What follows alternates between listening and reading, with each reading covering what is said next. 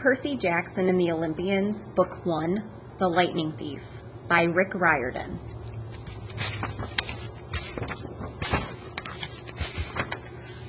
Chapter 1. I accidentally vaporized my pre-algebra teacher. Look, I didn't want to be a half-blood. If you're reading this because you think you might be one, my advice is, close this book right now. Believe whatever lie your mom or dad told you about your birth and try to lead a normal life. Being a half-blood is dangerous. It's scary. Most of the time it gets you killed in painful, nasty ways. If you're a normal kid reading this because you think it's fiction, great. Read on. I envy you for being able to believe that none of this ever happened. But if you recognize yourself in these pages, if you feel something stirring inside, stop reading immediately. You might be one of us. And once you know that, it's only a matter of time before they sense it too, and they'll come for you. Don't say I didn't warn you. My name is Percy Jackson. I'm 12 years old. Until a few months ago, I was a boarding student at Yancey Academy, a private school for troubled kids in upstate New York. Am I a troubled kid? Yeah, you could say that. I could start at any point in my short, miserable life to prove it. But things really started going bad last May, when our 6th grade class took a field trip to Manhattan. 28 mental case kids and 2 teachers on a yellow school bus heading to the Metropolitan Museum of Art to look at ancient Greek and Roman stuff. I know, it sounds like torture. Most Yancey field trips were. But Mr. Brunner, our Latin teacher, was leading this trip, so I had hopes. Mr. Brunner was this middle-aged guy in a motorized wheelchair. He had thinning hair and a scruffy beard and a frayed tweed jacket, which always smelled like coffee. You wouldn't think he'd be cool, but he told stories and jokes and let us play games in class. He also had this awesome collection of Roman armor and weapons, so he was the only teacher whose class didn't put me to sleep. I hoped the trip would be okay. At least, I hoped that for once, I wouldn't get in trouble. Boy, was I wrong. See, bad things happen to me on field trips. Like at my 5th grade school when we went to the Saratoga battlefield, I had this accident with a Revolutionary War cannon. I wasn't aiming for the school bus, but of course I got expelled anyway. And before that, at my 4th grade school, when we took a behind-the-scenes tour of the Marine World Shark Pool, I sort of hit the wrong lever on the catwalk and our class took an unplanned swim. And the time before that, well, you get the idea. This trip was determined to be good. All the way into the city, I put up with Nancy Bobofit, the freckly, redhead, kleptomaniac girl, hitting my best friend Grover in the back of the head with chunks of peanut butter and ketchup sandwich. Grover was an easy target. He was scrawny. He cried when he got frustrated. He must have been held back several grades because he was the only 6th grader with acne and the start of a wispy beard on his chin. On top of all that, he was crippled. He had a note excusing him from PE for the rest of his life because he had some kind of muscular disease in his legs. He walked funny, like every step hurt him, but don't let that fool you. You should have seen him run when it was enchilada day in the cafeteria. Anyway, Nancy Bobofit was throwing wads of sandwich that stuck in his curly brown hair, and she knew I couldn't do anything back to her because I was already on probation. The headmaster had threatened me with death by in-school suspension if anything bad, embarrassing, or even mildly entertaining happened on this trip. I'm going to kill her, I mumbled. Grover tried to calm me down. It's okay. I like peanut butter. He dodged another piece of Nancy's lunch. That's it. I started to get up, but Grover pulled me back to my seat. You're already on probation, he reminded me. You know who'll get blamed if anything happens. Looking back on it, I wish I'd decked Nancy Bobofit right then and there. In-school suspension would have been nothing compared to the mess I was about to get myself into. Mr. Brunner led the museum tour. He rode up front in his wheelchair, guiding us through the big, echoey galleries, past marble statues and glass cases full of really old black and orange pottery. It blew my mind that this stuff had survived for 2,000, 3,000 years. He gathered us around a 13-foot-tall stone column with a big sphinx on the top and started telling us how it was a grave maker, a stela, for a girl about our age. He told us about the carvings on the sides. I was trying to listen to what he had to say because it was kind of interesting. But everybody around me was talking, and every time I told them to shut up, the other teacher chaperone, Mrs. Dodds, would give me the evil eye. Mrs. Dodds was this little math teacher from Georgia who always wore a black leather jacket, even though she was 50 years old. She looked mean enough to ride a Harley right into your locker. She had come to Yancey halfway through the year when our last math teacher had a nervous breakdown. From her first day, Mrs. Dodds loved Nancy Bobofit and figured I was devil spawn. She would point her crooked finger at me and say, "Now, honey," real sweet, and I knew I was going to get after-school detention for a month. One time, after she'd made me erase answers out of old math workbooks until midnight, I told Grover I didn't think Mrs. Dodds was human. He looked at me real serious and said, "You're absolutely right." Mr. Brunner kept talking about Greek funeral art. Finally, Nancy Bobofit snickered something about the naked guy on the stela, and I turned around and said, "Will you shut up?" It came out louder than I meant it to. The whole group laughed. Mr. Brunner stopped his story. "Mr. Jackson," he said, "did you have a comment?" My face was totally red. I said, "No, sir." Mr. Brunner pointed to one of the pictures on the stela. "Perhaps you'll tell us what this picture represents." I looked at the carving and felt a flush of relief because I actually recognized it. "That's Kronos eating his kids, right?" "Yes," Mr. Brunner said, obviously not satisfied. "And he did this because..." Well, I racked my brain to remember. Kronos was the king god and... God? Mr. Brunner asked. Titan, I corrected myself. And he didn't trust his kids, who were the gods. So, Kronos ate them, right? But his wife hid baby Zeus and gave Kronos a rock to eat instead. And later, when Zeus grew up, he tricked his dad, Kronos, into barfing up his brothers and sisters. "Ew," said one of the girls behind me.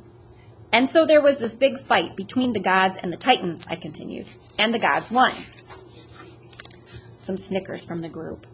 Behind me, Nancy Bobofit mumbled to a friend, "Like we're going to use this in real life.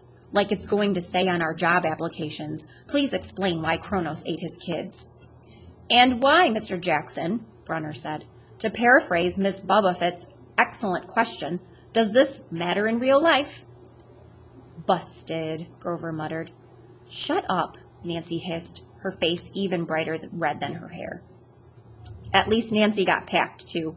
Mr. Brunner was the only one who ever caught her saying anything wrong. He had radar ears. I thought about his question and shrugged. "I don't know, sir." "I see." Mr. Brunner looked disappointed. "Well, half credit, Mr. Jackson. Zeus did indeed feed Kronos a mixture of mustard and wine, which made him disgorge his other 5 children, who, of course, being immortal gods, had been living and growing up completely undigested in the Titan's stomach. The gods defeated their father, sliced him to pieces with his own scythe, and scattered his remains in Tartarus, the darkest place of the underworld. On that happy note, it's time for lunch. Mrs. Dodds, would you lead us back outside?" The class drifted off, the girls holding their stomachs, the guys pushing each other around and acting like doofuses. Grover and I were about to follow when Mr. Brunner said, "Mr. Jackson?" I knew that was coming. I told Grover to keep going. Then I turned toward Mr. Brunner. "Sir?" Mr. Brunner had this look that wouldn't let you go. Intense brown eyes that could have been 1,000 years old and had seen everything. "You must learn the answer to my question," Mr. Brunner told me. "About the Titans?" "About real life, and how your studies apply to it." "Oh." "What you learn from me," he said, "is vitally important. I expect you to treat it as such. I will accept only the best from you, Percy Jackson." I wanted to get angry. This guy pushed me so hard. I mean, sure, it was kind of cool on tournament days when he dressed up in a suit of Roman armor and shouted, "What ho!" and challenged us, sword point against chalk, to run to the board and name every Greek and Roman person who had ever lived, and their mother, and what god they worshipped. But Mr. Brunner expected me to be as good as everybody else, despite the fact that I have dyslexia and attention deficit disorder, and I had never made above a C- in my life. No, he didn't expect me to be as good, he expected me to be better. And I just couldn't learn all those names and facts, much less spell them correctly. I mumbled something about trying harder. while Mr. Brunner took one long sad look at the stela like he'd been at this girl's funeral. He told me to go outside and eat my lunch. The class gathered on the front steps of the museum where we could watch the foot traffic along Fifth Avenue. Overhead, a huge storm was brewing with clouds blacker than I'd ever seen over the city. I figured maybe it was global warming or something, because the weather all across New York State had been weird since Christmas. We'd had massive snowstorms, flooding, wildfires from lightning strikes. I wouldn't have been surprised if this was a hurricane blowing in. Nobody else seemed to notice. Some of the guys were pelting pigeons with the Lunchables crackers. Nancy Bobofet was trying to pickpocket something from a lady's purse, and of course, Mrs. Dodds wasn't seeing a thing. Grover and I sat on the edge of the fountain away from the others. We thought that maybe if we did that, everybody wouldn't know we were from that school, the school for loser freaks who couldn't make it elsewhere. Detention? Grover asked. Nah, I said. Not from Brunner. I just wish he'd lay off me sometimes. I mean, I'm not a genius. Grover didn't say anything for a while. Then, when I thought he was going to give me some deep philosophical comment to make me feel better, he said, Can I have your apple? I didn't have much of an appetite, so I let him take it. I watched the stream of cabs going down Fifth Avenue and thought about my mom's apartment, only a little ways uptown from where we sat. I hadn't seen her since Christmas. I wanted so bad to jump in a taxi and head home. She'd hug me and be glad to see me, but she'd be disappointed too. She'd send me right back to Yancey, remind me that I had to try harder, even if this was my 6th school in 6 years, and I was probably going to be kicked out again. I wouldn't be able to stand that sad look she'd give me. Mr. Brunner parked his wheelchair at the base of the handicapped ramp. He ate celery while he read a paperback novel.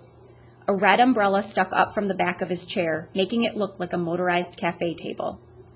I was about to unwrap my sandwich when Nancy Bobofet appeared in front of me with her ugly friends.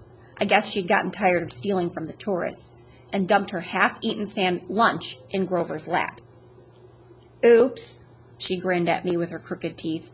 Her freckles were orange, as if somebody had spray-painted her face with liquid Cheetos.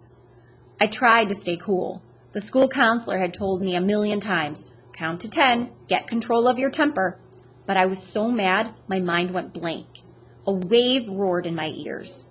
I don't remember touching her, but the next thing I knew, Nancy was sitting on her butt in the fountain screaming, Percy pushed me! Mrs. Dodds materialized next to us. Some of the kids were whispering, Did you see? The water, like it grabbed her. I didn't know what they were talking about.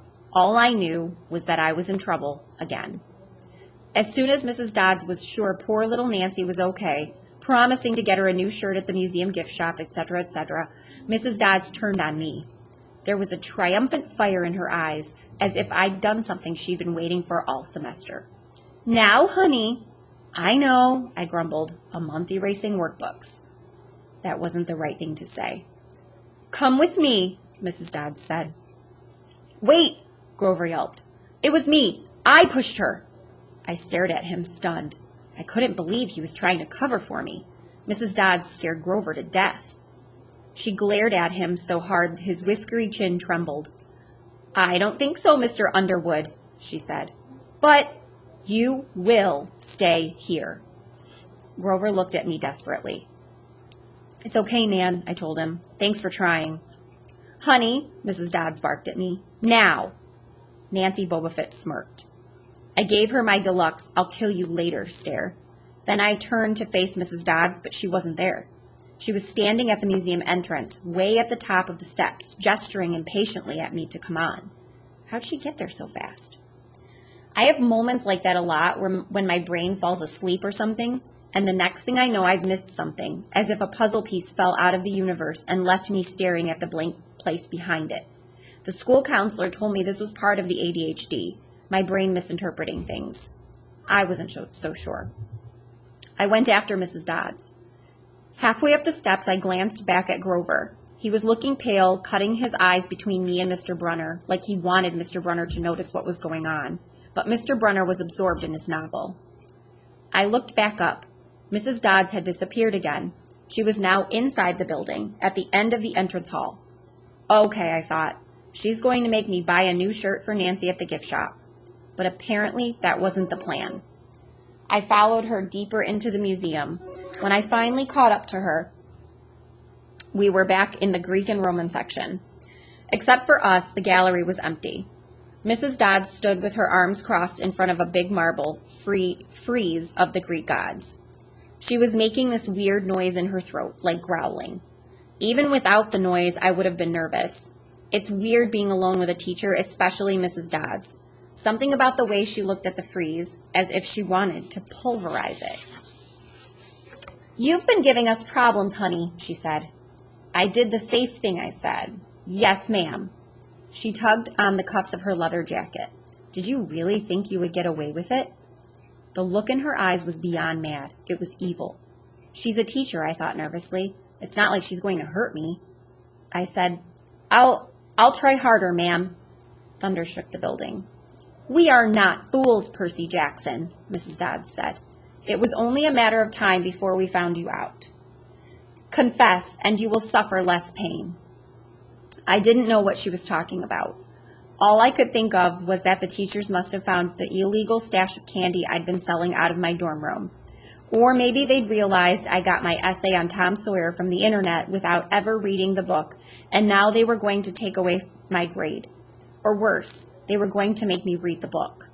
"Well?" she demanded. "Ma'am, I don't—" "Your time is up," she hissed. Then the weirdest thing happened. Her eyes began to glow like barbecue coals. Her fingers stretched, turning into talons. Her jacket melted into large, leathery wings. She wasn't human. She was a shriveled hag with bat wings and claws and a mouthful of yellow fangs, and she was about to slice me to ribbons. Then things got even stranger. Mr. Brunner, who'd been out in front of the museum a minute before, wheeled his chair into the doorway of the gallery, holding a pen in his hand. "What ho, Percy!" he shouted, and tossed the pen through the air. Mrs. Dodds lunged at me. With a yelp, I dodged and felt talons slash the air next to my ear. I snatched the ballpoint pen out of the air, but when it hit my hand, it wasn't a pen anymore. It was a sword.